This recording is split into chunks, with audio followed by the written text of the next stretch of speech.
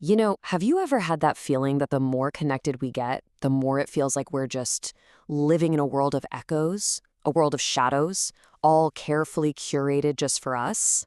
Well, today we're going to take a step back, way, way back, actually, to ancient Greece to see if we can understand our super modern situation a little better. It's a fair question, right? And honestly, the answer might just change how you look at your screen forever. Because that little device in your hand and all the systems running behind it, well, they're building a new kind of reality. And it's one that Plato, believe it or not, warned us about thousands of years ago. All right, let's get into it. So our journey starts inside one of the most famous thought experiments in all of history, Plato's allegory of the cave. At its heart, it's a story about perception, reality, and what it takes to get to the truth, and how painful that can be. Okay, so picture this. You've got these people who've been chained up in a cave their entire lives, forced to stare at nothing but a blank wall. Now behind them, there's a fire burning, and people walk past the fire carrying objects, which cast shadows on the wall that the prisoners are looking at. For these prisoners, that's it. The shadows are reality. It's all they've ever known. But then, what if one of them breaks free? He's dragged out of the cave and into the sunlight. And at first, it's just blinding. It's painful. He wants to go right back to the darkness he knows. But slowly, as his eyes adjust, he sees the world as it actually is, in full color, 3 dimensions, and he realizes the shadows were just flimsy copies. He's ecstatic. He runs back to the cave to tell his friends, to set them free. But they don't get it. To them, his eyes, now used to the light, can't see properly in the dark anymore. They think he's crazy. They see his enlightenment as a kind of blindness, and they decide the world outside is dangerous, something to be feared. Okay, so let's fast forward a couple thousand years. Let's bring that ancient story right here, into the 21st century. The setup is eerily similar, but there's one huge, kind of terrifying difference. This time, we're walking into the cave ourselves. We're putting on our own chains. I mean, look at the parallels here. They're pretty striking. The physical change from Plato's cave. Today, there are the invisible algorithms of comfort, the ones designed to show us exactly what we want to see to keep us scrolling. Those false shadows on the wall, now they're the perfectly curated virtual images filling up our feeds. But the biggest, most important shift is this.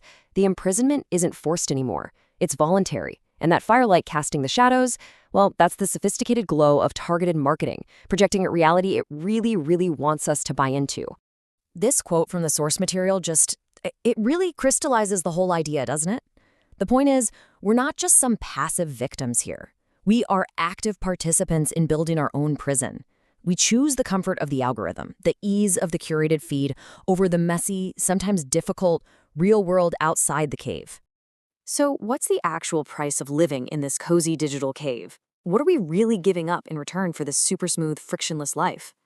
The cost, it turns out, might just be our own ability to think, our intellectual sovereignty. And this brings us to a really important idea called the law of sovereign alignment. Think of it like a seesaw.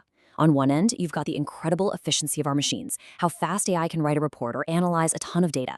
And on the other hand, you have our own human control and understanding.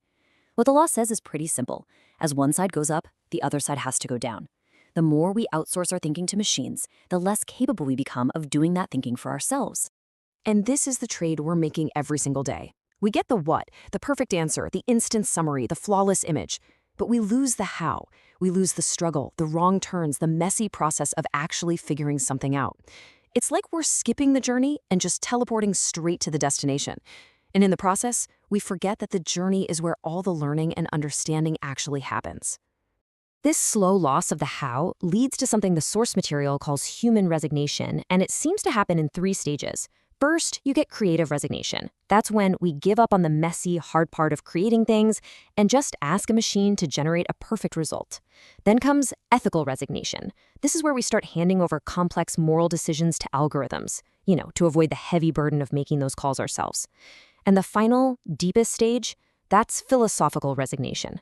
That's the point where we stop asking why and only care about how fast, basically trading real meaning for shallow efficiency. It all sounds pretty bleak, doesn't it? But look, this isn't a story about smashing our phones and running off to live in the woods. It's about changing our relationship with technology. It's about finding a way out of the cave. And that path forward has a name: positive friction. So the key to escaping our digital cave might be this idea of positive friction. I know, it sounds a little weird, right? We spend all our time trying to make things easier. But positive friction is about purposefully making things just a little bit harder. It's about putting small, manageable hurdles in our way that force our brains to wake up, to engage, and to question things instead of just passively accepting them. This quote just perfectly captures the kind of mindset shift we're talking about. We need to stop treating our tech like it's some kind of magical butler that just does whatever we want, no questions asked. Instead, we need to start seeing it as an intellectual sparring partner, something that challenges us, that pushes back, that forces us to get better at making our own arguments. So, what does this actually look like in practice? Well, here are a few ideas. Instead of asking an AI for a simple answer, ask it to give you the 3 strongest arguments against your own opinion. Instead of just getting a result, focus on learning how to ask better, more precise questions. And when you do get an answer, dig in a little. Ask how it got to that conclusion. And most importantly, when you have a choice, maybe just consciously choose the slightly harder path, the one that makes you do the thinking, instead of just accepting the first easy answer. Because at the end of the day, here's the crucial point. This isn't about slowing down the machine. Technology is only going to get faster and smarter. The real challenge, the real work, is internal. It's about choosing to wake our own minds up from that comfortable sleep that all this frictionless tech encourages. Just like for Plato's prisoner, stepping out of the digital cave, well, it's not going to be easy. The light of real critical thought can feel jarring and disorienting when you've spent so much time in the comfortable darkness of easy answers. It takes effort, it takes patience, and ultimately it takes a choice. The shadows are comfortable, they're familiar, but the light is where the truth is. So the final question is really for you. Which one are you going to choose?